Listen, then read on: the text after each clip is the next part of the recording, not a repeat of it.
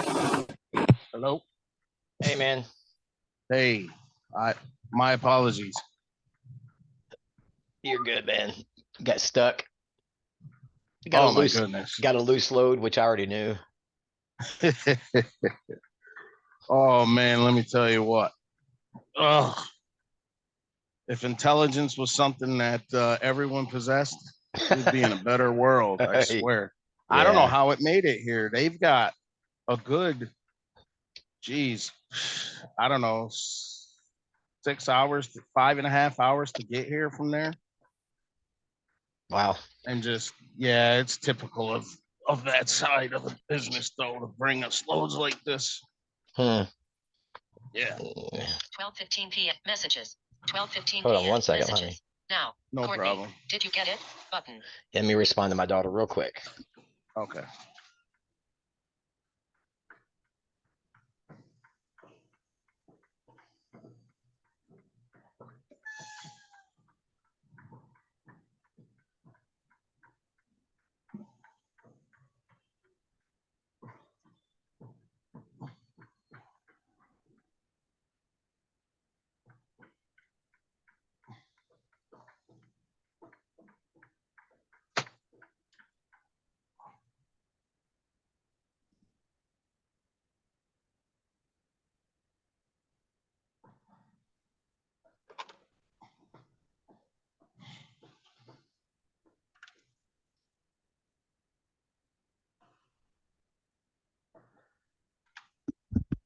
Okay.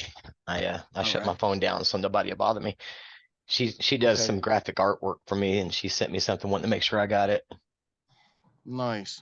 Yeah. Um, just so you know, it wasn't extremely pertinent that we talked. I just didn't know if you wanted to chat for a little bit, if you had time. Yeah, I got a little nervous last week because with Jamie not being in the session most of the day and her getting at the tail end, I think something got misconstrued. And I wanted to make sure we got it cleared up really fast. And that's why Uh-huh. I was like, no, we'll meet. And I woke up Friday, I felt terrible. And then Mm-hmm. as the morning went on, I started feeling better. But Jamie said it's not a big deal. You guys talked about it the night before, which would have been Thursday night, and got things mostly cleared up. I think that's how she said it. And so I was like, okay, well, I told her I'll meet. And she said, no, get rest and we'll talk to you Thursday. So I was feeling a little antsy because I think what happened, Lonnie, was I backed you up on I won't say losing your temper, just having enough of the disrespect. Mm-hmm. And what you told me was you didn't use foul language or anything like that. And you stayed calm for a couple of days. And then, enough's enough. And she apparently, and this is just concluding from what she sent me, the conclusion I think she took was, which was what I was going to talk to her today about, that the video that we had that I talked to you about and corrected on, she equated what you did a week and a half ago to that video as if it were the same thing as the way I took it, the way it was worded. And of course, there's always a chance of a misinterpretation, but I wanted to clear up there is no way I condone that video behavior, but I don't necessarily have an issue with raising your voice at somebody who will look you up and down as a teenager and say, who do you think you are?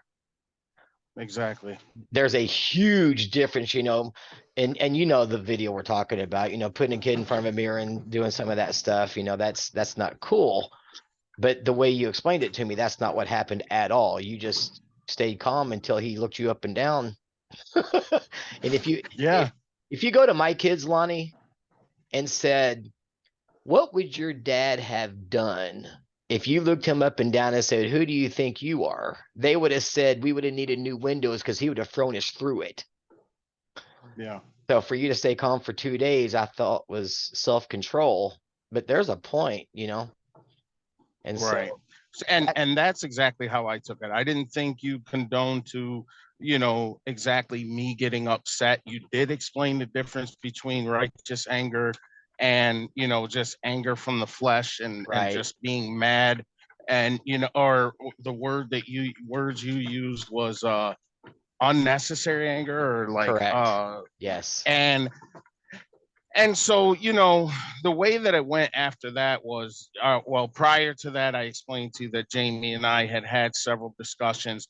She held back the fact that, you know, she had the camera on in the kitchen because we've been putting cameras around the house to monitor whether he leaves the house or actually doesn't neglect the dogs and so on. Mm-hmm. So the only thing that camera was angled toward the refrigerator, wasn't angled towards the main part of the house, and it either didn't come on or it was out of range to hear everything that he said to me and all the dialogue prior. Mm-hmm. So just like in conversations we have about something that happened and our recollection, they don't remember all the times that I was quiet, calm, asked, Yep. pleaded, begged, and then it jumped straight to how I reacted after a Right. long period of time. So the Right. same exact thing happened right here. You in the video, you can see where I literally lost it and was screaming on the side of his head, walking up to him because I explained to you, he mumbles, he speaks Yeah. in a way where you can't understand him. So I'm literally right next to him. And I'm trying to convey to him that if he really appreciates the fact that he has a home, food to eat, you know, clothes, everything that a kid deserves, needs, and everything, and you have zero respect and you're telling me to my face that you don't care about anyone else who eats here. And so, well, of course, none of that conversation made it on the video. So the whole time, Jamie, knowing she had a video again, doesn't say anything to me. And I think she talked to Tanya possibly about it, but felt really righteous in telling me that, or, you know, acting like it was no big deal what he did the whole weekend and that I was at wrong and I was at fault for a couple days. Then you and I talked, she couldn't make it. And then afterwards, she made it at the tail end. And then afterwards, she pretty much told me on the phone, called me immediately after the whole thing and says, yeah, I don't really appreciate your powwow that you had today. And I was like, there was no powwow. There is actually recorded. It's recorded. You know, he said he would make it available to you. You can hear it. He did tell me he doesn't condone to, you know, violent behavior and stuff Mm-hmm. like that. But at this point, he does support the fact that somewhere along the line with that type of backlash for his actions and attitude, you know, a person has a point at which that, yeah, but see, your point is this and that, so on and so forth, and I'm more patient and I'm this and I'm that. And I told her, I said, well, we're two different people. We're two different people with two different backgrounds, with two different roles. And then I explained to her, I said, let me tell you about this. You don't have a daughter. We don't have a daughter. But I said, if you did have a daughter and she got to the point where she was, you know, smelling her nature and felt like she was in charge and she's going to tell you where to get on and where to get off, or, you know, asking you, who do you think you are? I said, I think you would lose your mind too on her. I said, it happens that way. Females, girls get on mothers' nerves like that, and males get on men's nerves like that. That's what they do. Yeah. It happens. Yeah, let me interrupt you really quick, Lonnie. I want to touch Yeah. base on what you said. That once again is the beautiful thing about husband and wife. You both are different people with different roles. That's why it is so important to be unified so you can blend those roles together. Jamie is incredibly patient. That is a great characteristic to have. That's Right. awesome. But I have learned that in my years of either living on my own or working with couples or just observing life in general, sometimes, and I'm not saying Jamie, but sometimes you can be too patient. Sometimes you That can or be, your patience can blind you from what other people are capable of doing, or it makes you think that everyone should be able to be as patient as you. and then there is a time to where you can be too quick triggered quick triggered.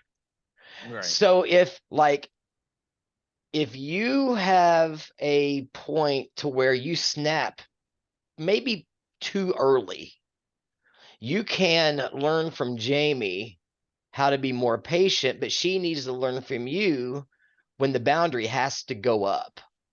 Right. It is a balancing act. But that's what marriage is. You grow together to learn the best way to handle things as a unit, not separately. And that's where the problem comes in. Exactly. And ultimately, like, man, I wish she was here so I could explain this, but here it's being recorded. But you think about the garden.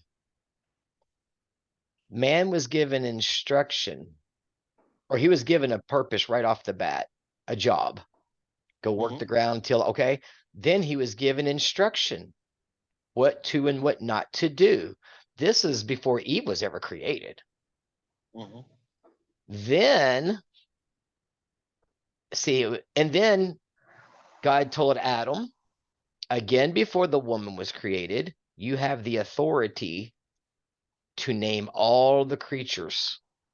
So before Eve ever showed up, he was given a job, he was given instruction, and he was given authority before the woman. Now, that's not degrading the woman. That could be spun in the wrong direction.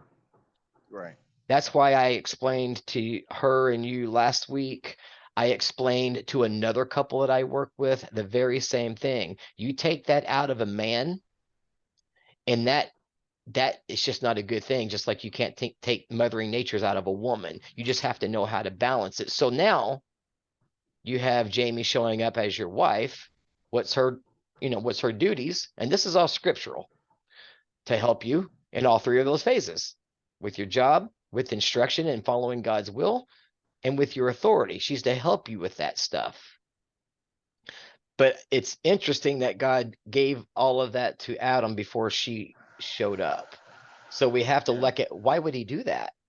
Why would God do that? Well, because the man's the leader, right? Right. He said, this is what I want you to do. Don't do this. Here are the consequences if you do. And I'm giving you the authority over everything I've blessed you with.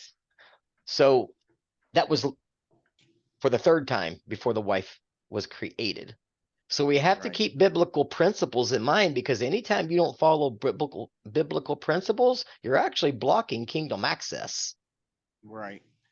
Order and I think is it was huge. done that way. I was just going to say, and I think it was done that way to maintain order, so things couldn't be misconstrued.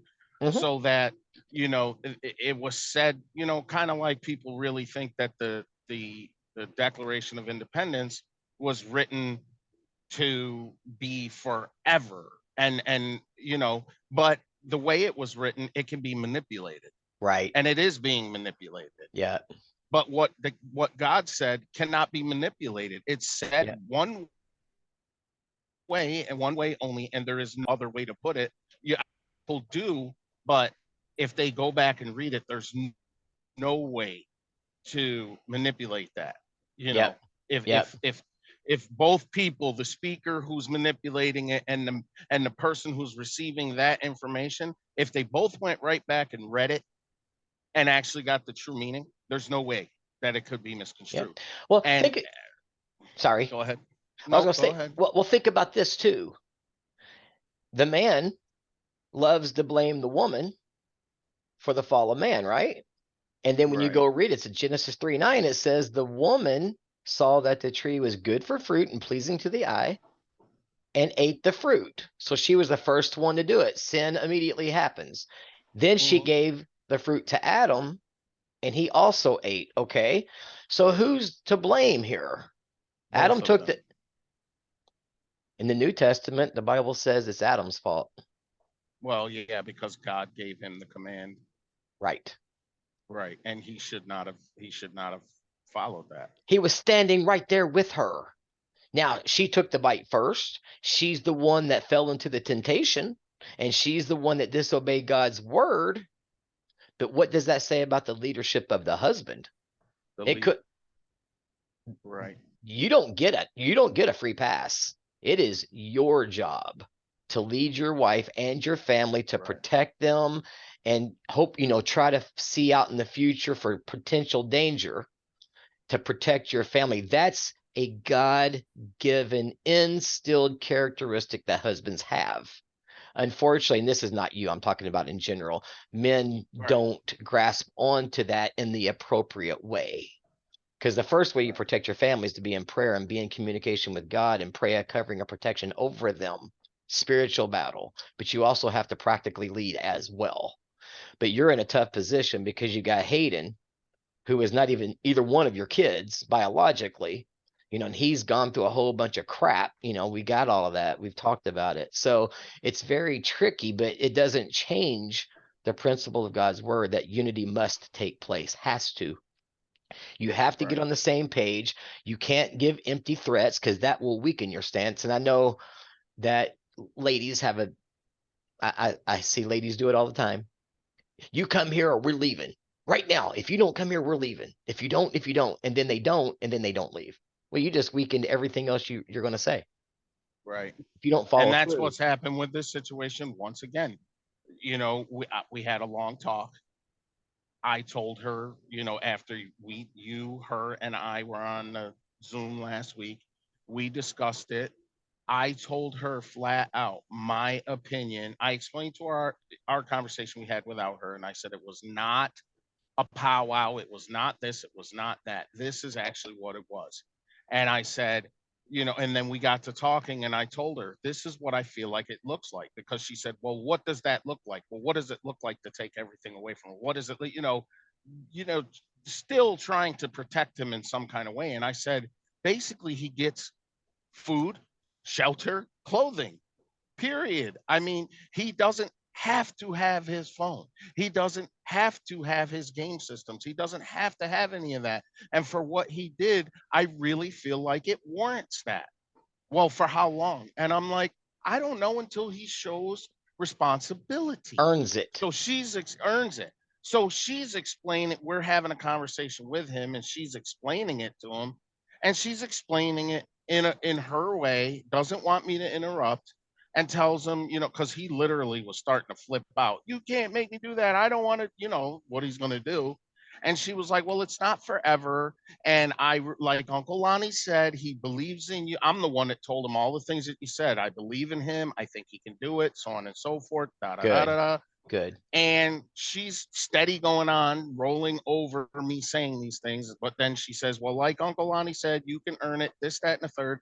And then says, but if you show us that you can do, we ask you to do some things and you do them and this and that, then you can get your phone back to talk to your girlfriend. Well, for how long? Well, she was like, well, I don't know, like, 2 hours a night. And then down the road, if you earn earn an hour, then you earn an hour. And I go, yes, but if you don't continue to do what you're supposed to do and what you've learned to do, then that hour gets taken away, Mm-hmm. And Mm-hmm. I could tell the animosity. She didn't like it. She didn't like what I was saying, but she went along with it. Well, we He's had his discussed that at phone. the end of last session. Yeah, but just like her and I discussed stuff. So he's had his phone the whole time. He's done with school. He's had his phone the whole time because he has to talk to his girlfriend or try to get a hold of her. They broke up on the same day we had this situation. So now he's all upset, which makes her feel upset. And I said to her, I go, how do we know at the time? I go, you got to think about, these are kids and they're smart. How do we know that they didn't really break up and they're not just saying that so he can get sympathy and get certain things? I go, I don't think sympathy should come in here into play, because they're kids and they're not ready for marriage and they're not ready for all that. So if that's the case, that's the case. The whole purpose here is for him to learn and to grow. We can't Yeah. provide an atmosphere for that if we're worried about his relationships to that degree or through that lens. Well, not only that, and Jamie might hear this, and I hope she does, because we've talked about feelings. Number two, he has not earned your trust to believe anything that he says. Correct. So in that, but she feels like we're supposed to believe him, and then when he shows us that we can't, then we don't believe him. But then when he goes back to it immediately, we're supposed to constantly give him the benefit of the doubt and he'll continue totally to use that. trust it, and he will. He and will I keep telling abuse her it. that, but she Yeah. don't listen to me. Well, And he's had his phone this whole time. He has yet one time he sat downstairs and watched TV with us that very same night. We watched that show about it's really good about Jesus. I think it's called The The Chosen Chosen. One. Yeah. The Chosen. We watched an episode of that, and then he was immediately done and left. He didn't really want to pay attention. Doesn't even know what happened during the whole thing, etc. But that's beside the point. That's right. Goes upstairs to his room, and every day since then, it's been the same. I come home, dogs haven't been out. He's in his room, got his phone. Well, And Lonnie, this is simple. This is really more simple. The longer he gets to do what he wants to do, and there's no consequence, it's going to continue to be like this is. And I literally just explained this to Tanya about somebody else. Helping somebody and sympathizing is also on the verge of enabling and hurting them. You're not helping, you're hurting. You're not helping, you're enabling. And if you guys, and I'm joining you two together because I'm not going to separate you two, if you guys don't come up with a solution to get him on track and make him earn his privileges, we can talk every week for the next 10 years for 5 hours a day, and he's still going to be doing the same thing over and over and over. So let's look at the big picture. And I'm saying this as if Jamie were sitting here because I don't know where she is. She told me she was getting on. She said she was rebooting her phone. I waited another 15 minutes. So yeah, she texted me and told me that you were waiting on us, and that was a little bit before I texted you because I had just come out of the trailer. yeah, so I don't know what's going on with her. Yeah, I was on about 10 after. I sent a text and said, "Hey guys, I'm waiting. Are you coming?" And then I got that. she showed up a little bit. Like she responded. I don't remember when. I didn't check the time, and said that she'll be here in a minute. And then she sent me one that says my phone's not letting me sign on. Let me reboot it. But then I waited 15 more minutes, and I was like, well, so that's when I sent my thing. It's 11:40. I'm hanging up. So I don't know where she is, but now I forgot what I was going to say. You were saying you wish she was here so that she could hear this. You were Yeah. talking about Oh, the if he help keeps thing. doing the same thing. Yes, Yeah, the help big thing, picture. he'll be doing this 10 years from now. That's right. Big picture. So let me ask you this then. How do since we are married, since we're a team, since we're supposed to be on the same page, I try to talk to get on the same page. I try to explain to be on the same page. I try to listen to be on the same page, and I still see the same thing. And if I say anything about it, now we're not getting along, or she's not. And hey, Lonnie, I missed her upsetness get to me like that. Yeah, I missed. It says, how do you cut out like in a bad area? I missed the last probably 10 seconds, 15 seconds. Okay, so how do I go forward together with her on the same page if I can't get her on the same page with me? Well, if she says she's on the same page, she tells you we're on the same page, have a conversation, she expresses her anguish or her what she doesn't like. We talk through that, we get an understanding, we break from the huddle, and then we go into action, and then it all falls apart again, or it falls apart slowly. And anything I say from there on is an issue. And then we're going to be at odds. So I don't want to be at odds with her. I'm tired of being at odds with her. John, this is why we're here, because I don't know what to do. Well, here's my answer to that, Lonnie, and I'm going to give you another scenario from another couple. And I'm wanting to make a principal point here. Okay, so you've got the husband. And I'm gonna put your all's names in it so it's easier to understand. That way I'm not saying this husband, this wife. It's another couple that I work with, but here's the scenario. Lonnie wants to handle the kids a certain way. Jamie doesn't agree with that. So now they're in front of the children arguing about how to handle the children. At one point, Jamie, again, using your all's names, Jamie says, yeah, but I think, and Lonnie says, I've got it. And then Jamie says, blah, blah, blah, blah, blah. Lonnie says, but I've got it. And after about 3 or 4 times of that, Lonnie says, shut up, because of the constant nagging, right? Mhm. And then we talked about that in the next session. And here's exactly what I told them. I said, Jamie, wife, it's okay to disagree with your husband. But in that moment, the biblical way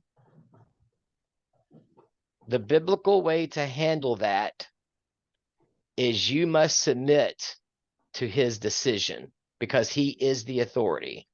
Now you help him with his authority. We just talked about that, right? You must submit to his authority. Know that he's got the entire family's interest at the forefront, the best interest at the forefront, and you have to support that. Now, instead of being divided in front of your kids and both of you looking weak, you have come together and formed a big boulder of unification to where those kids see you reunited.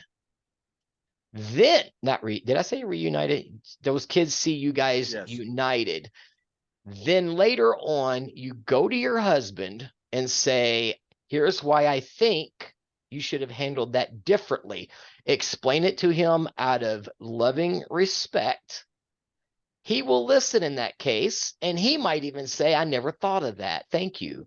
But in the moment, you can't do that. And she said this, I know, if I'd have just shut up and supported him, and you know what? She's now practicing that. What's my point behind that story? To not give space for the kids to manipulate the situation. That's see one you thing. divided, That's right. Because now you both look and weak. and for both of you to be on the same page and That's right. united to be able to raise the children in an effective way, regardless. That's of right. That's right. There's how another you go level. about it. That's correct. You're all over it, but there's also another level. And Jamie, if you listen to this, you know I love you both. The wife has got to support the husband as long as Lonnie has the best interest of the family at heart. I can't decide that. You have to look by his actions. You have to judge by his mentality, the way he views things, the way he operates, to learn if he's trustworthy, to trust in him. If so, talk about handling things different behind closed doors, but support him in front of the kids, because what I said earlier is that God gave the man authority before wife was ever created. And the wife as a helpmate is to help her husband in that authority, not overrule. And the Bible says back in 1st or 2nd Corinthians, one of those two, that Paul said, I do not give women authority over a man. Well, what kind of an authority are we talking about here? Because the word authority is like the word love. There's different versions of it. In the English, that's all we have is authority. In the Greek, it's 2 separate words. That particular scripture is talking about, biblical teaching and all of that, but I think the principle's still the same. What does that word authority mean? It means overtaking the husband. That's what it means. That's the word authority. It is a military unilateral takeover. Right. That's what we have. Okay, that right there is what we have, because it's the dynamics, number one, and number two, it is the way that her family operates. The women are the ones that decide everything when it comes to the children, and if the man doesn't like that, or he it's just the way it is. Okay, well That's then just I the would way respond it with feels. that. I'm going to say, for the sake of this point, that you're accurate. Okay, I'm not saying anything Mhm. without Jamie here. I don't like doing one-on-ones. I like the couples Right. together. But All right. for the sake of argument, I'm going to take what you just said. Mhm. I'm going to take what you just said as gospel, with the caveat Jamie might have a different side of the story. I don't know. She But let's will. just, okay, well, let's just say that what you said is what's true and accurate. It's no wonder you guys are in a mess because it's out of order. Right. It's out of order. And Jamie, I say that because it's the Bible. It's not John's opinion. It's not Lonnie's egomaniacal, crazy dictatorship attitude. Hyperbole, Lonnie, don't wreck. And Right. it's the facts. God does not operate in disorder. 1 Corinthians 14:33 says God is not a God of disorder or confusion or what's the other word they use there? Disorder, Chaos. confusion, chaos, but there's another one. But yeah, all of those words, they all mean the same thing. He doesn't operate in that. He puts things in order for a reason. And it says, I do not give a woman permission to teach or have authority over a man. He's talking about the husband-wife relationship right there in that church. So it applies to the husband and wife relationship. Because here's how, again, common sense, let's apply it. Jamie, let's say she's a supervisor at is it a salon where she works? Mhm. Or as Judge Judy would say, a salon. Mhm. If Jamie is the supervisor there and there's a male hairdresser, she's got authority over him. There's nothing wrong Right. with that. So that's not what it's talking about. This is a husband and wife context in this particular church. And he says, I do not give authority for women to teach or have authority over basically her husband. And that is a unilateral takeover. Lonnie, no matter what you say, Jamie's going to do what she wants. That's the context of that verse. Now, a lot of people take that out of context and say that means you can't have women pastors. That's not the context. And it's taught. No. I even got an email today from a Christian publication that said, are women able to be pastors? And they did this whole long thing of why they can't and use that verse. I'm like, you guys got to look at the word authority there. They're not even looking at that word. They're not putting it in all. They use a whole bunch of verses to I make had it a person sound tell me that once. Told about. me, yeah, we were talking about spirituality and religion and everything, and I told him that I like listening to Joyce Myers, and he was like, "What?" He flipped out. That woman is a blasphemy. She can't this and she can't that. The Bible literally says that a woman cannot be. I said, No, it doesn't. according to my understanding of the Bible says that the woman doesn't have authority over her husband. That's right. That does not mean that well, it says teach too. And I go, yeah, but it means over her husband, not to be able to educate. If that was the case, then a mother is supposed to just give birth, not teach her kids anything, not say anything. And the father's supposed to be the one. Well, yeah, that's true too. I was like, okay, well, I'm glad Well, you feel that way. Bon voyage. Hasta luego. Hasta la bye bye. yeah. Well, I here's the thing about can't. that. Here's the thing about that, Lonnie. Put it in the context again. Let's go back 2023 years, or in this case, about Mhm. 2015. The men were the ones being discipled, not the women. The Yeah. men had what was the gender of all of Jesus's disciples? Men. They were all men.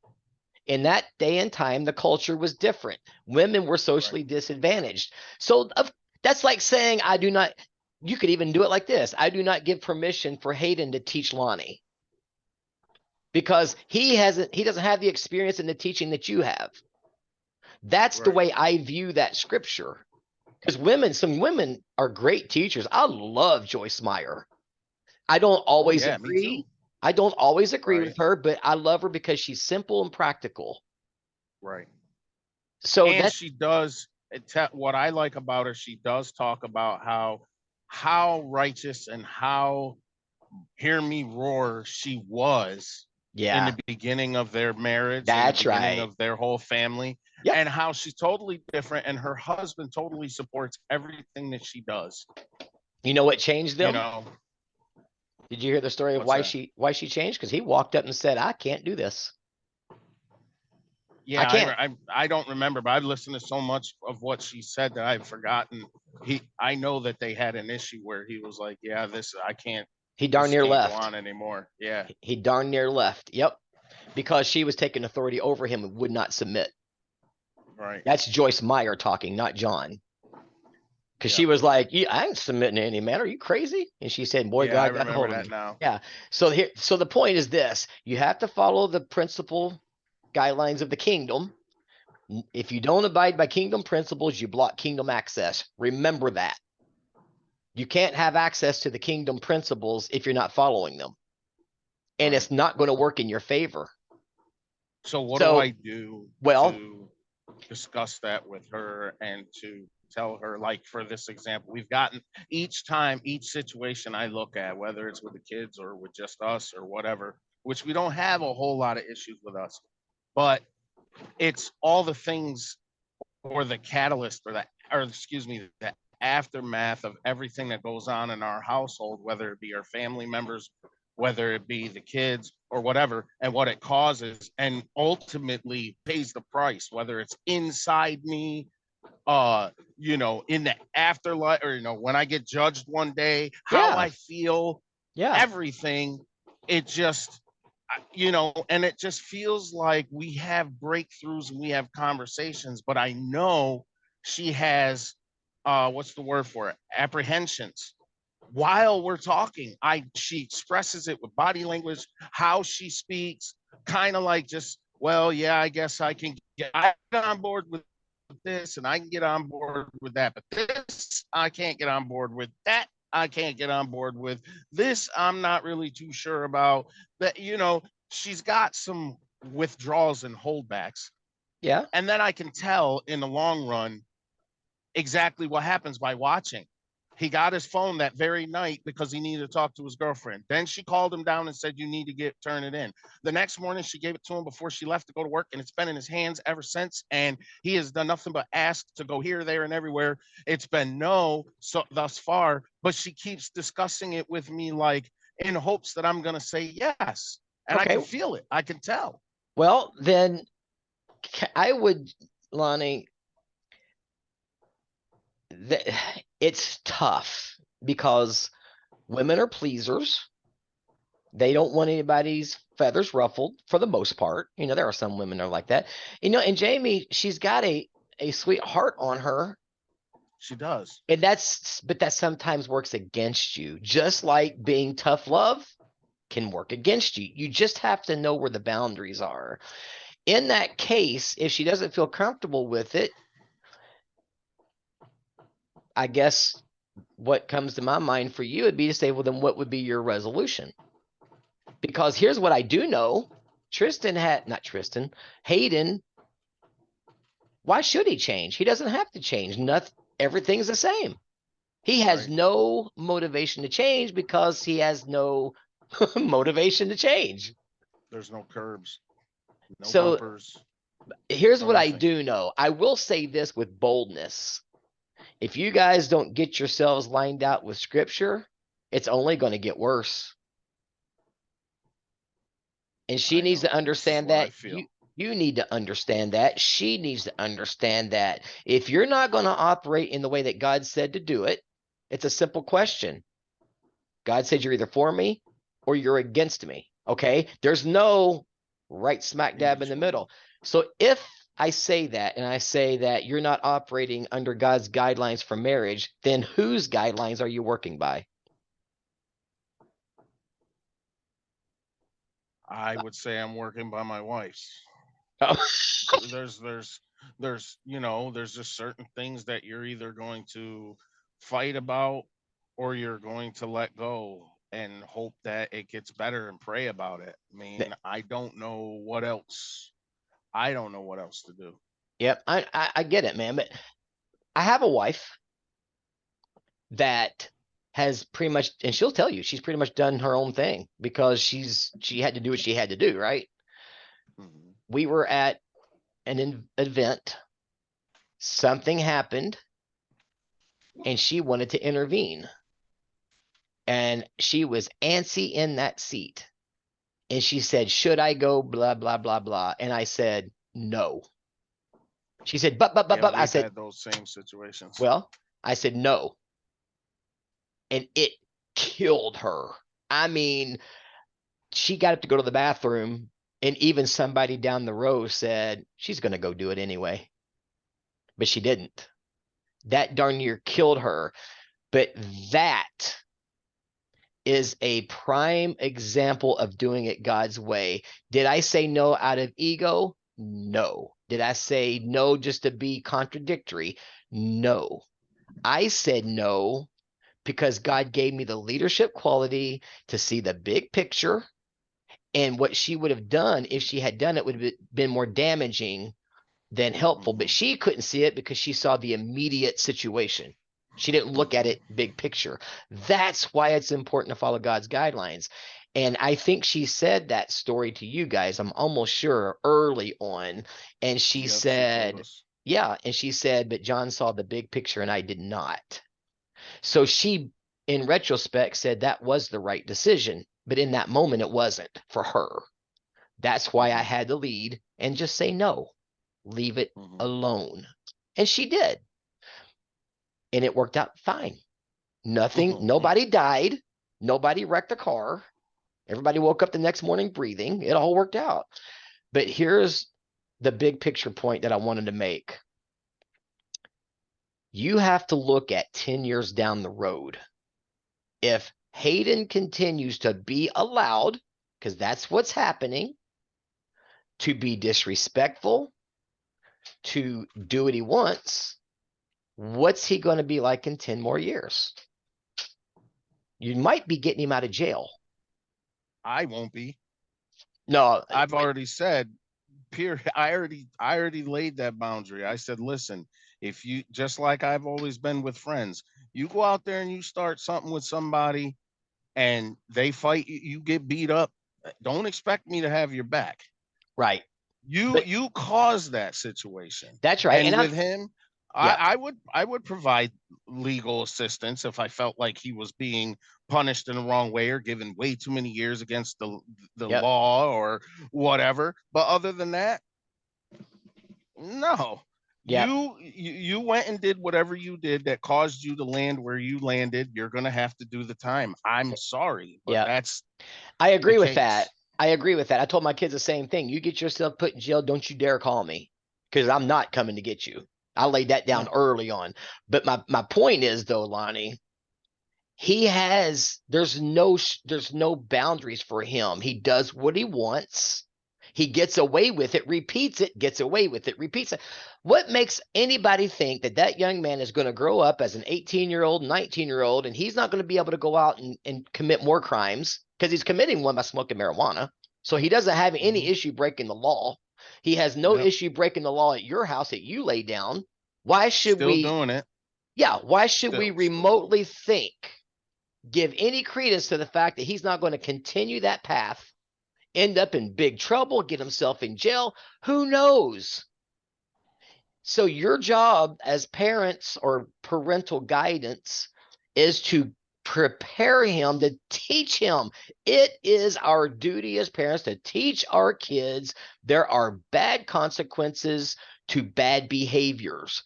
Hopefully it sticks with them so when they're adults, they go, you know what? If I do something wrong, I'm going to get a bad result out of this. But he's not getting bad results. Nope. And from what you all are telling me. So don't, and then and here's what's going to happen if this doesn't change. He's going to get himself in trouble. I wish we would have been harder on him. And then you're going to play the regret game for the rest of your life. I see this stuff, dude. It's just, I don't know how much more plain to put it. And I know it's hard. I got the same telescope you've got. Well, we are twin brothers. Yeah. Well. And, and I understand Jamie's point. He's come from a rough background and, all that stuff. But there's a point that you can't use behind you as a crutch anymore. And you turn the crutch into a trampoline and spring forward is what you do with it. So, and I'm as frustrated as you guys are. I know it's hard when you got a kid that won't listen. And I had great kids, but sometimes you just feel like you're going to explode. But here, I'm going to repeat this. You don't get in God's will. You're not working. If you're not working for God in the way he does it, you're working for Satan in the way he does it. Because if it's not God's way, it's his way. We can pass it off as, that's just personality differences. That's why the Bible's there. Mhm. Because we do have different opinions. We do feel different ways. We cannot base everything on that. We have to look at the hardcore proof. So what is it? Man was made first. That's Old Testament, New Testament. The man's the leader. That's Old Testament, New Testament. The man is the head of the wife. Old Testament, New Testament. But the man's responsible for leadership. We see what happens. Ooh, this is good, Lonnie. Ooh, this is good. Chills are coming. We see what happens, Jamie, as well, when the wife doesn't listen to the husband, and undercuts and undermines his authority. Eve did that to Adam, and all suffered the consequences from it. Mhm. So when the man says, because Eve knew not to eat from that tree, how she knew, we don't know. It doesn't say. We don't know if Adam told her. We don't know if God told her when he created Eve. We don't know. If I were a betting man, I'd say Adam told her, because Me that's the structure of marriage. God, Jesus, husband, wife, in that order, as far as how communication happens. God talks to you, Lonnie. Lonnie, you talk to Jamie. Jamie has to submit to you. That's why Ephesians 5:22 says to do so to the wife, because you're hearing from God directly in the marriage structure. Why do you think there are so many single parent homes out there? Satan's getting rid of the head of the home, or the Mhm. wife, I should say. Whether it's through working on the man to make him extremely weak and not doing what he's supposed to be doing, and he just doesn't do it, or the wife is too darn strong, won't listen to the husband, and he can't take it and leaves. Yeah. One or the other. Or he's just a weakling and leaves because he doesn't want to be there. Right. That's, see, we're Something. shepherds. We're shepherds. Jesus was a shepherd, right? Hmm. My sheep know my voice, right? Hmm. Well, if he's the shepherd of the church and he's watching over them, that would mean the husband is a shepherd over his family. The Bible even says, be aware of the state of your flock. Know the state of your flock. That's in Proverbs. You take the shepherd out, then the wolves sneak in and tear up those sheep. Yeah. That's why it's supposed to be done in order. And that's a hard lesson for women. So here's the deal, okay? And this is just a teaching that, if nothing else, it benefits you and hopefully Jamie too, that you're the authority figure in the marriage. She helps you with that authority. When it comes to kids and discipline in your home, you're the authority figure. She helps you enforce what authority you lay down. She is to submit to you according to God's word in a godly way. It doesn't mean that she cooks dinner and you don't like it and you say, go fix me something else. This is ridiculous. You're supposed to submit to me. That is not what it means. You take your sorry butt and eat what she put on the table. That's what I'm talking about in submission. People misunderstand what it really means. Your role is to be the authority. Do what's very best for your family as a whole, prioritizing your marriage first. That when you go back in the New Testament, it talks about leaders of the church. It says, if a man cannot manage his own home, how is he supposed to manage God's church? His children must respect him. Hmm. I mean, there's a lot that lays on the man. I don't see anywhere where it tells the woman. Now there might be a scripture. I don't know. I don't want to say it's not. I don't recall a scripture where it says that the wife should make sure her kids respect her. It's the man when you go to the back of the Bible. So I'm saying all of that to say this: you're the leader, you're the authority, but she is equal and is supposed to assist you in your authority, assist you in following God's will. And I heard a pastor the other day say, if the wife is not helping you, she's hindering you. In that message wasn't even on marriage. It was something completely different than marriage, although I had marriage elements in it. Mm. And when they said that, I was like, whoa, that's really strong, because a lot of pastors fall because their wives aren't on board and they won't support the pastor because they don't like that life. So a lot rides on the woman. There's a lot of responsibility for her as well. She's your helpmate, and that's the same word used for God, helper, as there. So Lonnie, I can't answer that question. What do you do when, if what you're saying is accurate? What do you do in that case? You try to come to a compromise and work together to figure out the best approach. But I've got the recording. I'm pretty sure that last week we all agreed that stripping him down and making him earn everything back was the next step. That's what I thought. And we're here a week later and it's not being done. So who dropped the And ball? I know what, I mean, she's not here to defend herself, but I know exactly what's going to be said.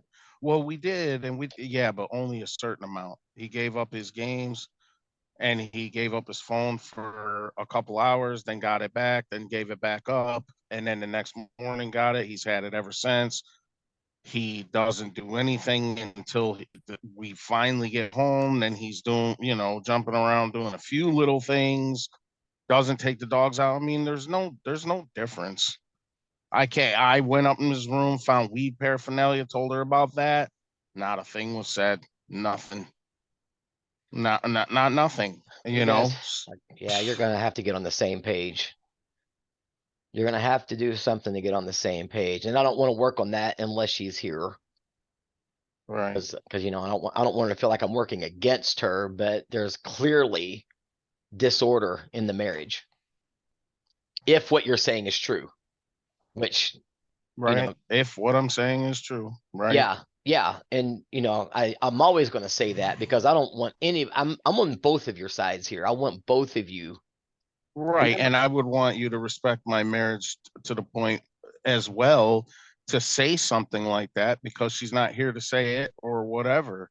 You know what I mean? Yeah. And Partner. I wouldn't want you talking about her. I'm just letting you know, as the person that we're talking to, hopefully to gain wisdom and knowledge and a direction, that's what we do and that's what we discuss. But when it comes to action, I don't know. I just don't know. Well, you guys seem to be doing really, really, really well. And then all of a sudden, boom. And it came when she was gone for a couple days. That's when I noticed it because I don't live there. And then there was a huge blow up. And then, like I said, my kid, I don't care who it is. If you are in my home, whether you're my kid, my stepkid, whether you're a grandkid, whether you're an adult, I don't care who it is. It could be my pastor. And if he looked me up and down and said, "Who do you think you are?" That would not have turned out pretty, regardless of the person saying it. That is so out of bounds. Nope, he would have got the Jazzy Jeff thrown right out.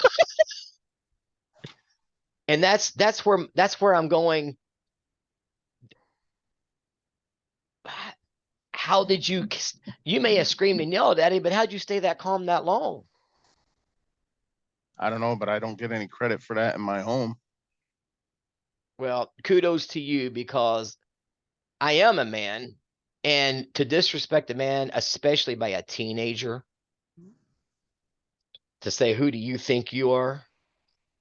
Now, say you had one of his friends come over and say something a bit off color, a little bit disrespectful. You keep your cool over that, sure. You don't want to start a big deal. I do. But if he comes over, if a friend comes over or a family member comes over that's a teenager and pops off with that, "Who do you think you are?" Not even that deal. But teenagers are teenagers. We have to keep that in mind. Pick your battles type of thing. Is it really worth causing a ruckus over that? And so much to consider. But you and Jamie have got to be unified. Hold on 1 second. All there is to it. I gotta go through the border. Hold on. I heard you. Hold on.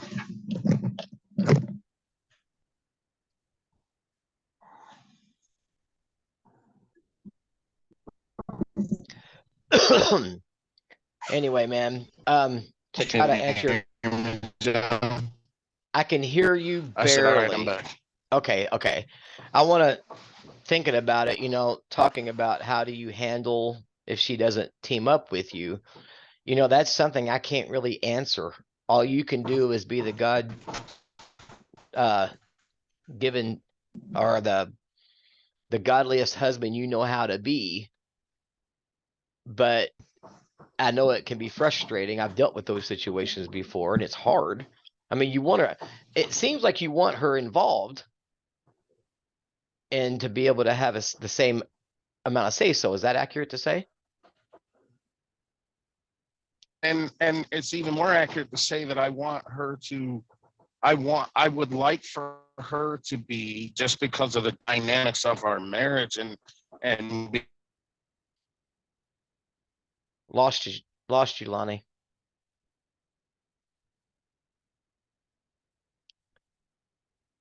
I don't know if you can hear me, but you're completely gone. So I will talk until you come back on the air. Those darn analog AM radio stations. sorry. Okay, there you go. There you go. Yeah, it's gonna take a second for me to get to where you're gonna hear me solidly. Could you hear me all the way through that? Yeah, Oh, that's weird how I can't hear you, but you can hear me. I know it's just how it works. That told you these Canadian, I think they get the towers from Mexico or China. Yeah. But it works both ways. If you're not filling your role, there's going to be division. If she's not filling her role, there's going to be division. And that's where you guys have to compromise and come up with solutions and then act on it. But you hear about many will honor me with their lips, but their hearts are far from me. If you tell her you're sorry and you don't follow it up with action, what's the point of even saying I'm sorry? Right. So it's kind of the same thing with anything. You say you're going to do it, do it. If not, then it just causes more issues. So, Right. Yeah, I mean, our marriage is a custom thing. I wasn't there from the beginning. They're not my children, so it's custom. So we have to find ways to do it in a custom way, customized way. And that's what we try to do because that's what would work the best. But the parts where she has to be stronger is just not there. yeah. So therefore, and when something happens and it causes certain things, those things that it causes, for the most part, she's okay with it. Me, I'm not, because it's not right. It doesn't work out right. It's an issue, and ultimately I pay the price for it. I'd say a good 95% of the time. And that's too much. Did I cut out? No, I'm listening. Finally, Okay. I'm listening. Yeah, 95% of the time, I'm the one that pays the price of what happens or what could happen. And it just, I don't know. Well, the thing that you have to always keep in mind is what are you teaching them now that's going to prepare them for the future? Because what they're learning now is the way they're going to act in a year, 2 years, 5 years, 10 years. Because they don't know any better. This is what they're learning. And right now he's learning he can get away with anything. Well, he's going to think that when he's 20 as well. Right. So you guys have to ask yourselves together, what are we teaching Hayden? Or even a better question, how is this going to benefit him in the future when he's no longer in our home? Right. That might be the right question to ask. Yeah, I've done it. It's the big picture of what's going to go on down the road, and at that part, I mean, if it keeps going, it may not happen, but inevitably that's what typically happens. Yeah. All of the things. And he's going to struggle in life in general. I mean, I have a cousin that mama wasn't very hard on him. His dad died when my cousin was like 2 or 3 years old. He still lives with his mama. And he said something to me one time that, Lonnie, it was mind blowing. He went to get a loan at the bank for his business and they turned him down. His response was, they don't want to help anybody. Or maybe it's because your mom has been carrying your load for 30 years, remortgaging her house to bail you out of debt because your credit's terrible because you're not responsible. That might be why they turned you down.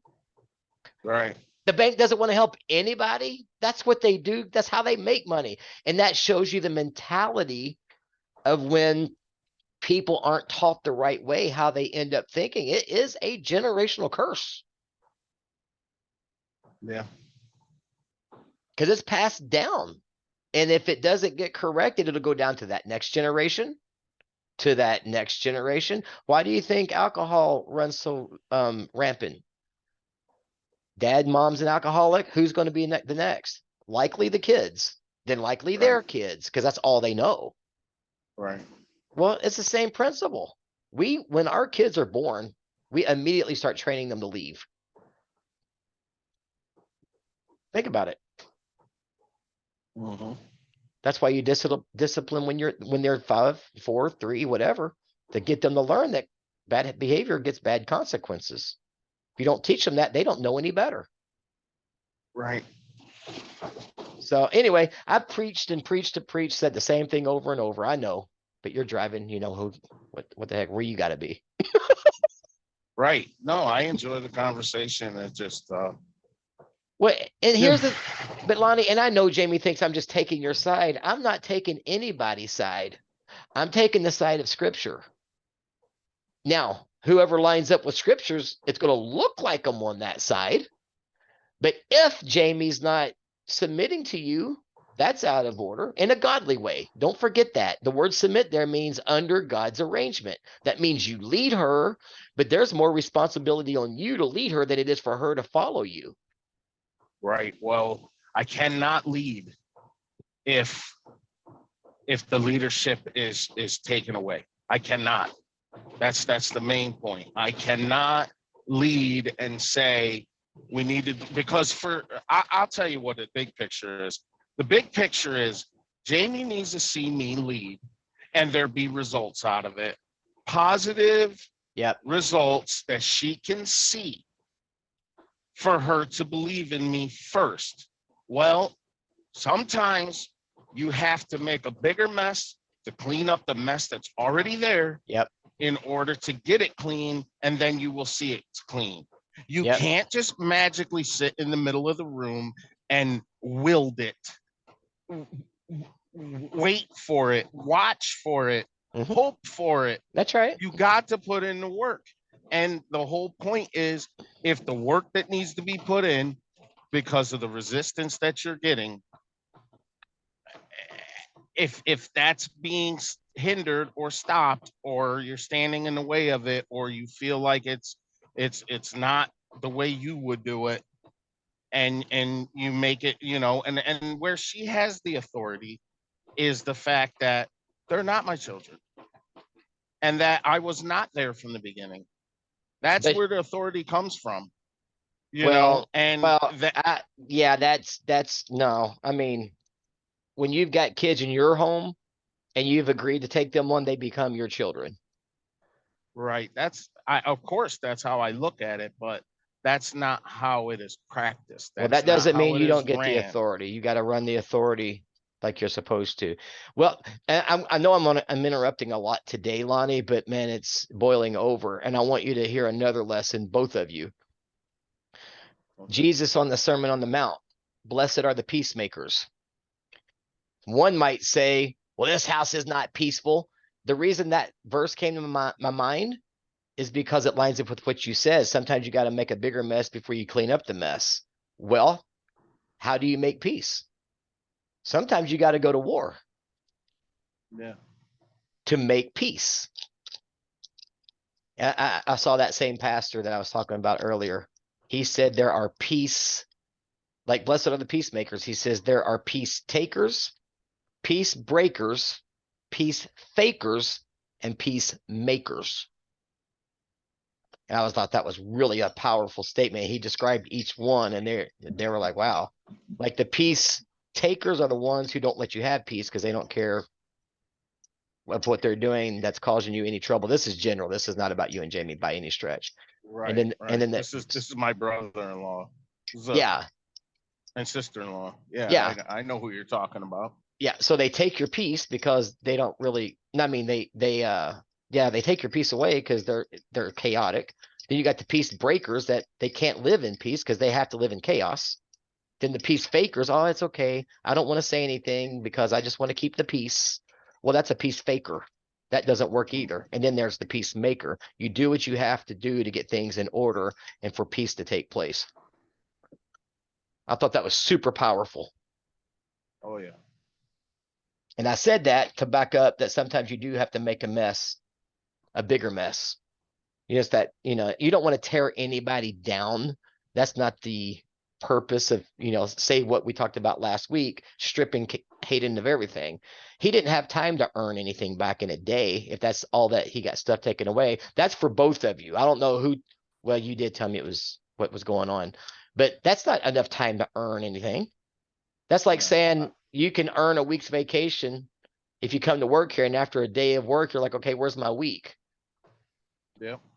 You I got to gave earn that it. analogy at the table when So we had the conversation because he didn't understand it, and I explained it to him about a job. You go to work, you put in the hours, you do the service, you get paid for the time that you put in.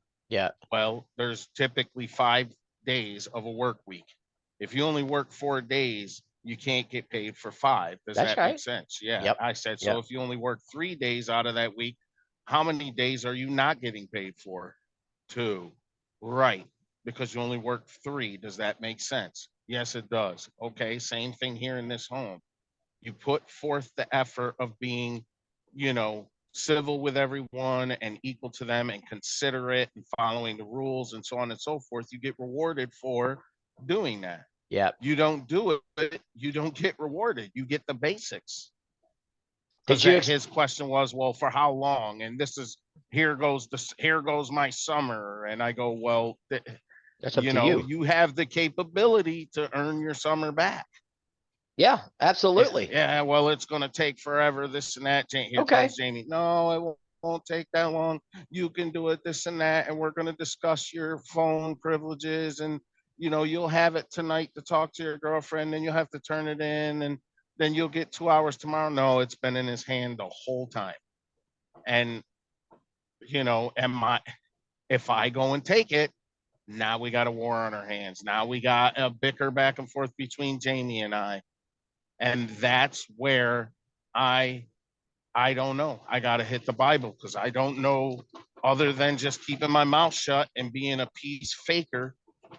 I don't know what else to do. And that's damaging too. So It is damaging, and I don't want to do it. yeah. But it's bad enough that I have to step back and say, it's not that it's bad enough, it's the way it's supposed to be. But it's bad enough that I take the approach to make a compromise with her when it comes to how we do things. And yet still she'll go against that and knows that she does it. She has admitted, but in the moment, she's too prideful or makes too many excuses for the reasons why, or Hayden's just different than Tristan. And she tried that with me the other day, and I brought up the fact that I've noticed that she's a lot more strict on Tristan, and Tristan's the good one.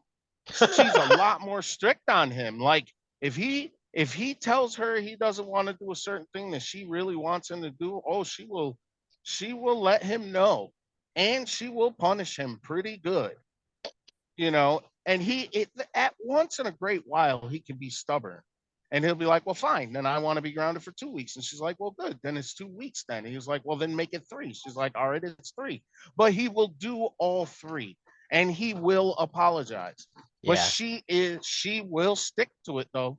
There is no him sliding out I of it. wonder what the But difference Hayden, is. oh yeah. Well, Because I asked her that, and the difference is because she has more of a place in her heart for Hayden because of the things that he's already been through, and the fact that he has been diagnosed with ADHD, compounded by this and that and that and this and so on. And I said, yeah, but there's characteristics to those things, okay? And the characteristics that come along with that is not entirely what he does. A lot of what he does is because there is no consequence and never has been. She doesn't agree.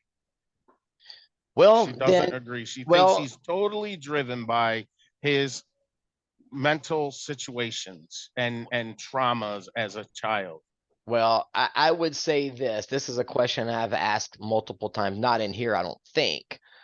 But people say blah, blah, blah, blah, and give me all this reasoning. And I'll say, and how's that worked out for you so far? Well, it Yeah, well, hasn't. what Then why do we wh- continue to do the same thing? right. And what I say is you take a heroin addict, someone who is addicted to one of the strongest drugs, recreational drugs on the planet, and they say they cannot quit, they can't shake it. And I say, well, I bet you if they stopped manufacturing it and you couldn't get it, you would quit then and live most likely, Yeah. depending on how deep your addiction was or how bad you have it in your system at the time and coming down. Of course, that plays a role, but same thing with smokers and drinkers. If they didn't make cigarettes anymore, people would quit smoking. Yeah. If there was no way to get alcohol, people would stop drinking. Oh, that would If be they a have a dream. problem with drinking. So to me, all these excuses of you can't stop doing something because of this, I don't, I have a hard time with that. And I have a hard time with people who you tell them, look, this is what's going on. This is what it's causing. This is the problem. You show them and they still do not, they don't care and they just keep going with it, you know. But the only reason why they keep going with those things is because it's allowed. I explained to her about her mother. Her mother came to me one day years ago when Misty came to the house and was staying at her house for a while. We came over to visit and she immediately comes to me on the porch. Lonnie, I don't know what to do. I don't know what to do. I go, what's wrong? I thought maybe there was a burglar in the house or some animal or something. And she goes, Misty, she's in my room. Now, backstory, my mother-in-law is a scrapper for a female. Okay, come from the same neighborhood I came from. We know some of the same people, and we're not that far off in age. I'm almost 11 years older than Jamie. So I know a little bit about her history, and I know how she can be. She's in my room and she's rifling through my stuff. What do I do? I said, you go in there, you grab her by her hair, and you put her ass out of the house. I can't do that. What do you mean you can't? Well, I can't do that. Well, I guess the same reason why your youngest son dropped out of school, because you couldn't make him go to school, but you were sitting out there on the porch hanging out with him on the days that he didn't go when he was supposed to go. Stuff like that, So I Yeah. went right in there and I told her, it's time for you to leave. And she lifted an iPad that I bought for Jamie that was underneath her coat, and I saw it, and no one would stop her. Hmm. And then they didn't want to call the police. Well, I did. Everything that since I've been in this marriage, it's not just the kids. Not to open up a whole book that is done and over with, but some of the animosity that's against me is because I'm like, listen, I paid for that iPad. She just stole it. What are you going to do about it? That's your daughter, my mother-in-law. I can't call the cops on her. I don't want to see her go to jail. Jamie, well, it's just an iPad, my behind. I just bought that for you. I work hard for the things that I buy for you. Boom. So I'm the one that called the police and told them, and eventually it led to an arrest, which led to a record, which led to her finally getting caught after eluding the police for so long. But because of that iPad and because of that record, I don't take credit for it because my Misty put in the work to get straight. Mm-hmm.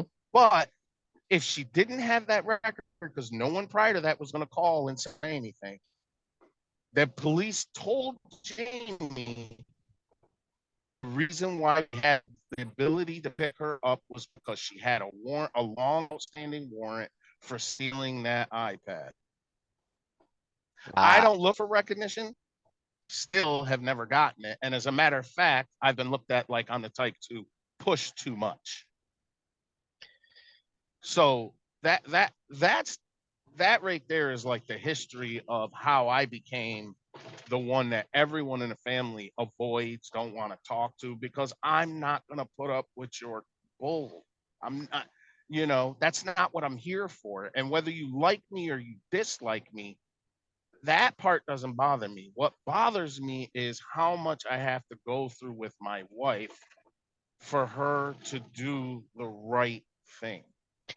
That's, and it doesn't matter just what I explained to you. If she listens to this down the road or listens to me in the future, it's still, I mean, we get a little further and a little further and a little further, which I haven't lost all hope. However, boy, I'm telling you, at this far in, I'm like, oh my goodness, everything is a setback instead of a step up. Yeah. If you know what I'm saying. Yeah. It's almost like there's no sandpaper sticky thing there to help you for the next step. No, the step got higher. It's the step is there. It's not missing. But they got there. But now you still gotta put in work. It's not getting any better or easier. Each one of them, it's still a situation after situation after situation that I almost feel like it's an escalator going down and we're trying to go up it, Mm-hmm. That's a cool so to analogy. speak. And that's where my frustration is at. I Yeah. would never take a downward moving escalator to go up. I'm fat. I don't want to die. Well, You know man. what I'm saying? I want Oh to lose yeah. weight, but I don't want to kill myself doing it. That's right. That's right. Well, it's Slow that hard. sucker down a little bit first. Well, I can empathize to an extent on the wife side of things, because submission, if it's not understood, it does sound like it's super difficult, but it's really it's a holy Christian thing. If people would look at it like that instead of the way the world projects it, because think about it. You submit to your boss. What's your reward in that? You get paid and you get to keep your job. Why is it when it comes to husband and wives, they have such a hard time submitting to the other? I don't know. It's hard. I don't mind submitting to Tanya. I don't mind it at all, as long as it's not damaging or making me nuts. But Right. submitting to her doesn't bother me. If a simple example of it, it's in the book I wrote. If I want to go to Chick-fil-A and she wants to go to McDonald's, which she doesn't, but I'm going to go to McDonald's. I'm going to submit to her wishes because I treasure her and I like blessing her. If that's what she wants, I want to do what I can for that.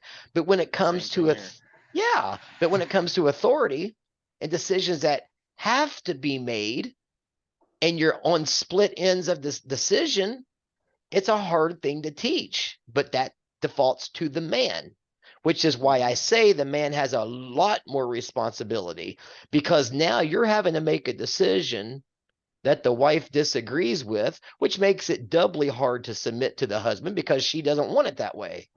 But Right. God's design is for the husband to make the decision, as long as it's a godly decision that works in the best for the family. It's always the heart behind it is everything. If the heart's not in the right spot, it's going to be a disaster. Right. And that's what's so hard about all of this. So the wife has to trust, the husband has to be in tune with God, knowing what to do, making the best decision for the family. And that's the way that the order is. You don't walk into your boss's office and tell him that you're not doing something. He'll fire your butt and send your tail on the road to you to go up a downward escalator. He's not going to put up with that stuff. And here's what the Bible says. Wives, submit to your own husbands as you do to the Lord. And I taught it in Monday class long before I ever met you guys. You can't submit to your husband, and I would contend you can't submit to Jesus. Because it says to submit to your husband as you do to the Lord. But it also says in the verse before, submit one to another out of reverence or worship for Christ.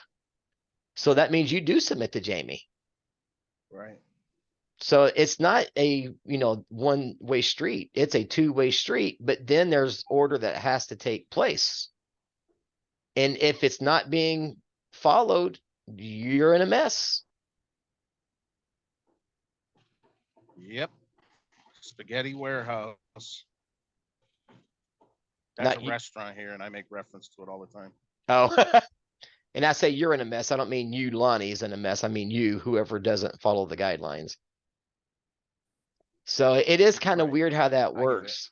It's really weird how it works. We'll submit to everybody and do whatever anybody else wants. But when it comes to our spouses, a lot of people resist it. But you know what? Here's a scary thought. Resisting authority is a spirit of rebellion. I think that's pretty simple. Because if you're resisting authority, then you're being rebellious against that Resisting authority. authority is what? You cut out. Spirit of rebellion. Okay, got it. Got it.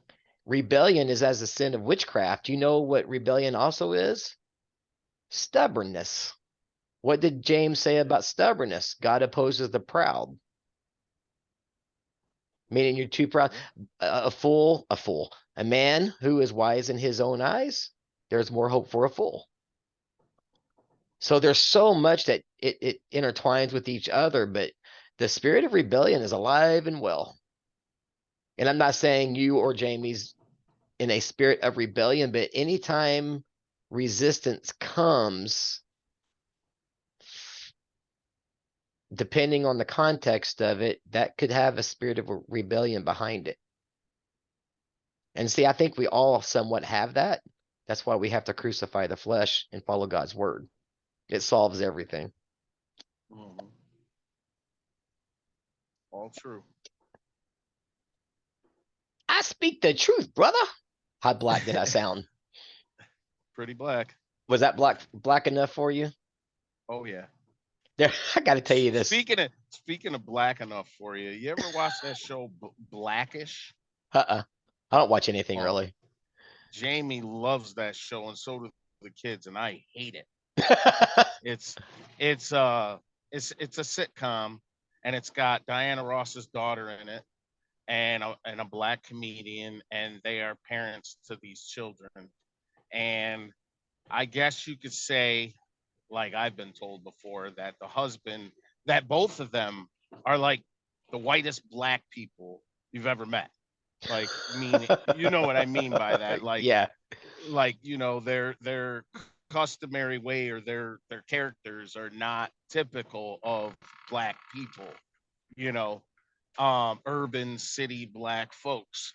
Well, this show called Blackish, it's the family, and they're a little more upper class, and they dress a lot less urban and ethnically, and talk more educated and more proper, and but I watched the show, and I don't know, I don't find much humor in it, but they think it's hilarious. Yeah. But it just reminded me when you said, how black do I sound? I love the jokes about that when we can all do it together. That makes life beautiful to me. Like Dennis Gaxiola, one of the comedians I had, he has a Puerto Rican mom, a Filipino wife, a black brother-in-law, and another ethnic difference in his family somewhere. So he makes ethnic jokes. Mhm. And to me, it's hilarious, because people can call me cracker. It doesn't faze me a bit. You could call me a cracker. You could even call me a honky. I wouldn't even care. I think it's funny. Mhm. Let's have fun with life, Right. And I love that. That's what I really enjoy. But you remember Catherine from the Monday Night Group, right? Yeah. Well, she's from Chicago, Mhm. and she used to go to our church. And I'd say in the first year or so of knowing her, we were walking out in the parking lot. She said something, and I went, "You sure did." And that lady, I thought, was going to lose it. She got so cracked tickled. up. She said, "John." So she ended up in the hospital with pneumonia or something. And she was doing okay, but they were not wanting her to do much. and she would cough and all of that. So we were going to go visit it, and we said, "You want us to bring you anything?" She said, "Yeah, I'd like a coffee from Vibe." So Tanya and I set it up. So I stayed outside of her hospital room. Tanya walked in, and I'm still waiting behind. And Tanya got in there, and she got close to Catherine's bed. She turned around. She said, "John, did you bring Catherine's coffee with you?" And I walked in. I went, "I sure did."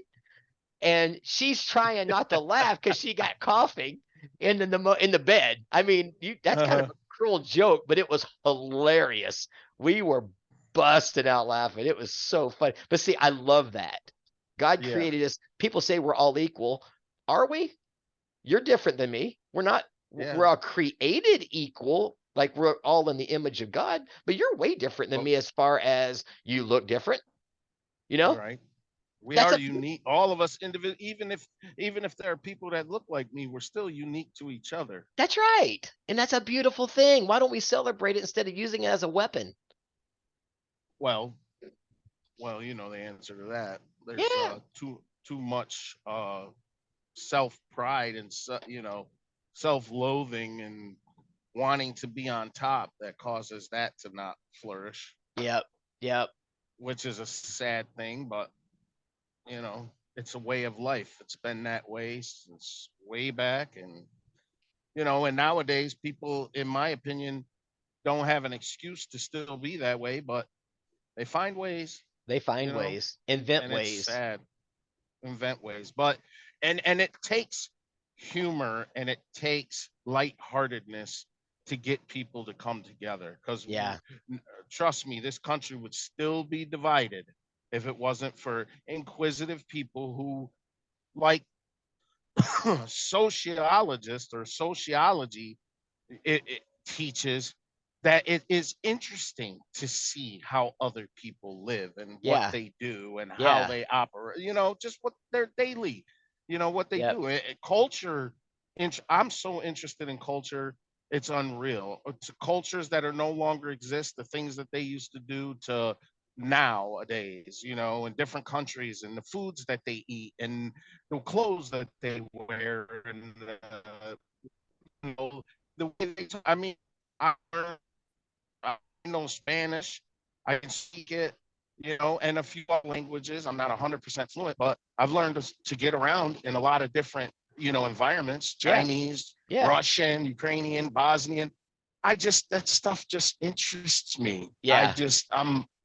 You know, but some people in this world are ethnocentric, and they just, what they know and what they like and what they're about, where they come from, their pride's too big, Yep. and it's a sad thing because they miss out on so much. Yep. I got called. Check this out. We were talking about the Asian culture or something, or Chinese restaurant. Maybe that's what it was. Mhm. And I went, "Oh yeah," and I went, "Oh, I take an egg roll," like that. The person said, Yeah. "Don't do that. That's racist." What? How is that? I imitated that in humor. Mhm. Yeah, I take an egg roll. That is a racist? What? You can't be serious. I just quoted Catherine Webb. You sure did. That's Right. the way she talks. I was imitating her, and they portrayed it, imitating somebody. I get made fun of all the time. Right. Not racist. Come Right. on. I Well, mean, I was just having a conversation the other day with guys from work, and we were discussing. I don't know how we got. Oh, it was something political that was going on around here. Some big topic. Something happened, and someone blurted out a lot of race, or not racial, but homosexual slurs. And I can't remember what it was, but they were like, "Did you hear about it on the news?" Oh, it was some road rage incident. I remember what it was, but I'm not going to go into it this time. So we got onto the conversation about homosexual slurs or homosexuality, and some of us do believe in God and feel a certain way. Some of us just don't, and some, just think politically. Some don't think about much at all. So the conversations that we have are pretty interesting, and we all get along really well. So and they look at me as being like the word of the wise or wisdom or the right down the middle and, what's fair and, how to be, so they asked me my opinion. And I said, well, you know what? Biblically, it's not correct. Scientifically, it's not correct. You can't have children out of homosexual relationships. Yep. I ran down that. And then I said, and you know what? Honestly, I think, in my opinion, if I had to, which I don't try to, wrap my head around a lot of this new stuff, because Oh. homosexuality has been around since BC. Yeah. But all this new stuff applied is basically a fad, and I think it's going to die out. I really do, and it's caused a lot of emotional strain because of social media on young kids, because they're so impressionable and so influenced that now kids don't know what they want to be. They have outbursts. They just scream out, I don't know what I want to be, because they're told they could be anything they want. It's being taught to them. They see it in public. They see it on commercials. They see it in movies.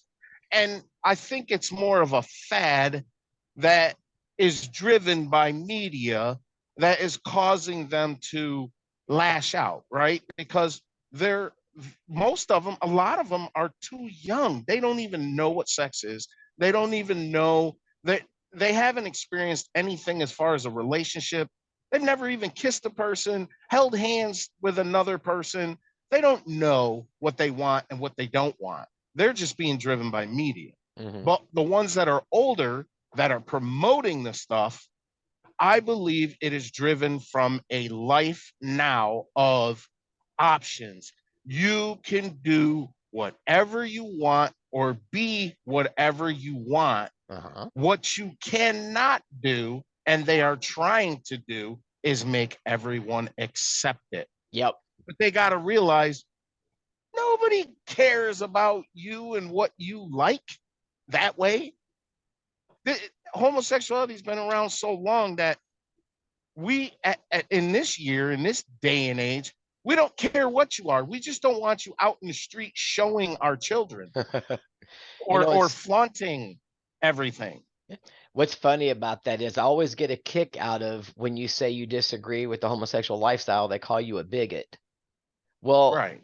a bigot definition is someone who's intolerant of other people's opinions. Exactly. Well, I didn't say I was intolerant of your opinion. I said I disagree with it, but you responding so harshly to my response makes you the bigot. Why are you calling me one? You're the one practicing it by definition. But they hear the word, so they just so they just throw it out because that's what they've heard everybody else throw out. Did you ever watch my social injustice video? No. Okay, I sent it to you guys and nobody responded. I thought maybe you overlooked it or something, but we had talked about it. I don't think I got it. I sent it in the coaching group a couple months ago. I'll send it again to you. Okay. It was inspired because we had that Breonna Taylor shooting up in Louisville. That ended up being a national story because black people got shot by white cops, blah, blah, blah. Well, what happened was our attorney general read the report of the findings in the investigation. Is Maxine Waters black? Mm-hmm. Is she black, Lonnie? Maxine Waters? Yeah. The lady that pretends that she's black or identifies as a black woman? I don't know. There's a Democrat in California. Is that who you're talking about? I don't know. I can't see her, so I don't know. She sounded black when I heard her the way she was talking. I'm thinking it's, I don't know, but some black lady in California attacked Daniel Cameron. Yes, she's black. Yes. Okay. Our state attorney general, Daniel Cameron, read the report. She gets on the news and says he might be skin folk, but he ain't kin folk. That's what inspired me to write about social injustice. Guess what? I had not a clue Daniel Cameron was black. Had no idea. I was just thinking when I was listening to him, like, just listening, he seems very intelligent. And then she attacks him because him reading the report that didn't go the way she wanted it to because the black girl was killed in Louisville. Okay. Right. It's tragic no matter how you spin it. It's still a Right. tragic life. Well, But my that point- is that, not to cut you off, but right there is an example of how the black community, because of, what blacks have endured over so many years, so on and so forth, have now, they now have this thing where if so many of them are going one way, the whole rest of the country should go the same way, or you're not black to them. They feel like if you're not going to stand with me, then you're not for me. That's how Yeah. they look at it, Yeah. which Well- is, which I feel like at times, like some of these kids, a few of them have been shot in a situation by the police that they brought on themselves. Okay, they have a rap sheet a mile long. They are armed. They have killed people before. They've shot at people, or they're drug dealers, so on and so forth. They were asked to stop. They didn't stop, and they pulled a weapon and they were shot, or they were aggressive and they were tased and then beat down and then subdued. Okay, in one way,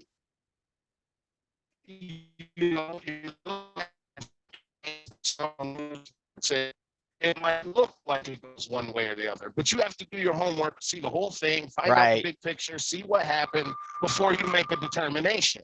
Yep. But it's like anytime something happens, like you were saying, blacks get in an uproar, and if any black person gets on TV and says anything against the black community, they feel like they're going backwards instead of forward with social justice. Yeah. Why And- can't we all just live? Right.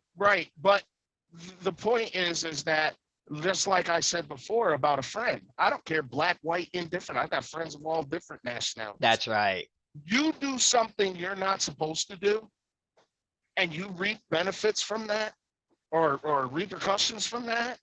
Don't expect me to stand there and get beat down with you or beat somebody up to protect you Yeah. when you should have known better to begin with. That's right. Well, here's the We all comical. have to follow the law. I Yep. don't care what color we are. That's right. Well, here's the So go comical ahead. part of it. Daniel Cameron, he's a black guy. My sister taught him in school, had no idea. He was one of my Mm. sister's students. He's running for governor of Kentucky now. Our governor right now is white. Daniel Cameron's black. Guess who I'm voting for? Daniel Cameron. I'm voting for the black guy. I want a black governor in Kentucky. Not because of his race, not because of anything else, except he aligns with my belief system the most. Right. And that's why we should elect people. Right. So Doesn't that's matter about their race. and I had a friend of mine. We actually jammed together in a band. He became a Louisville police officer, and he was in training, and he was driving a police car, and he had an officer that was with him, as his trainer, and it was a black young man that was running from them.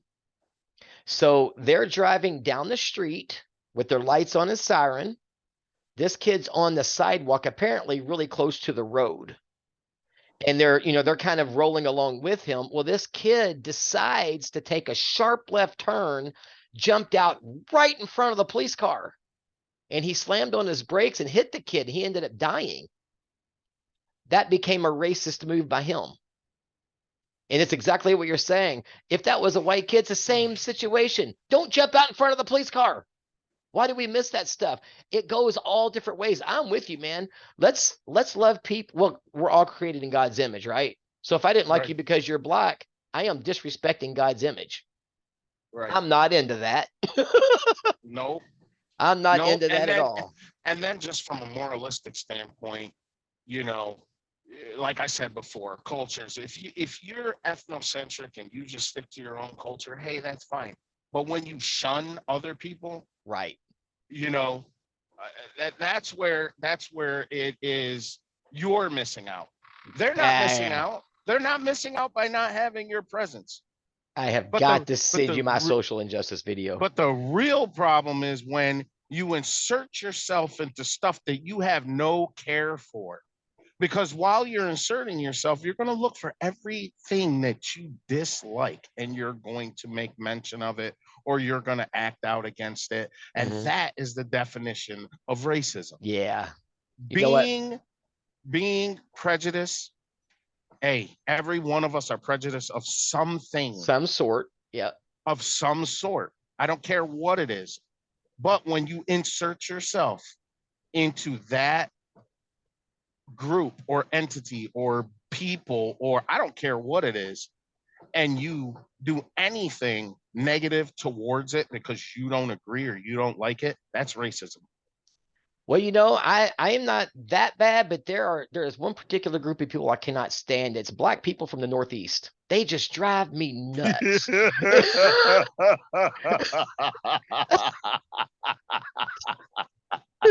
I don't blame you. I can't stand them either. You know what, dude? And I mean this with every fiber of my being. If you live close, I could hang out with you week after week after week. Same here. I I mean, couldn't care less. every time I talk to you, I notice more and more about you that mind wise, you know, or the way we think or the things that we enjoy, you know, of course, Yeah. there are a lot that you do and enjoy that I probably don't. I haven't discovered any, but that just still makes you more interesting. You know what I mean? But So I'm serious. Well, I could go walking down the road with you and just have a chat, sit at a restaurant, go bowling, whatever. I most could definitely. I could hang out with you week after week after week if you were local. So it Right, has, definitely. and that's the beauty about being legally blind. You see life more clearly than most people because yeah, I true. get, and that's what the social injustice is about. That video. I spent it's an 11-minute video, and a friend of mine said, John, man, be careful posting that. I said, you don't know what it is. He said, but you know you're going to get attacked. I went, it's not what you think. And I'm going to send it to you as soon as we hang up on your phone, your text messages, Okay. because right. it's just something that I did. It was inspired by that. He might be skin folk, but he ain't kin folk. I'm like, are you kidding me? Right. And when I said I didn't even know Daniel Cameron was black, I Right. judged him by his words and his presentation of himself. Right. And there was a huge difference between her and him.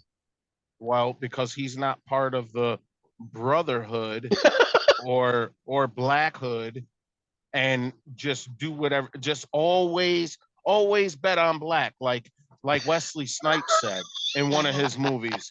Because you're not doing that, you know, that whole term, oh, he's a sellout, she's a sellout, this and Yeah. that, so on and so forth. I have all my life being mixed growing up in an inner city that had just gotten integrated when I started going to school. I have seen so many changes and so many ways that, you know, you can be viewed. Yeah. I want to pause this.